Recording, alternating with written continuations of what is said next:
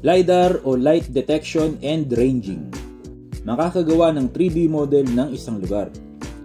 Hindi lahat ng detalye ay makakapture ng LiDAR. Hindi naman kasi ito ang purpose ng ganitong 3D scan. Macroscopic at hindi microscopic view ang kailangan sa pag-manage ng malalawak na lugar gaya ng substations.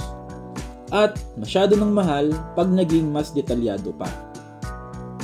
Pero napakalaki ng improvement nito mula sa nakasanayang satellite view at street maps. Pwedeng makita ang isang lugar mula sa maraming anggulo, hindi lang top view. Pwede itong i-share o gamitin sa video presentation gaya nito. At higit sa lahat, pwedeng magsukat ng distances. 30K lang ang singil ko per substation plus 50K para sa processing ng lahat. Napakamura! Ikumpara nyo na lang sa land survey na 2D drawing lang ang pinaka-output. Kasama rin sa package ang konting training sa pag-view gamit ang libreng software.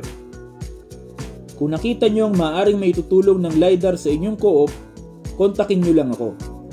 Maligayang 2025 sa ating lahat.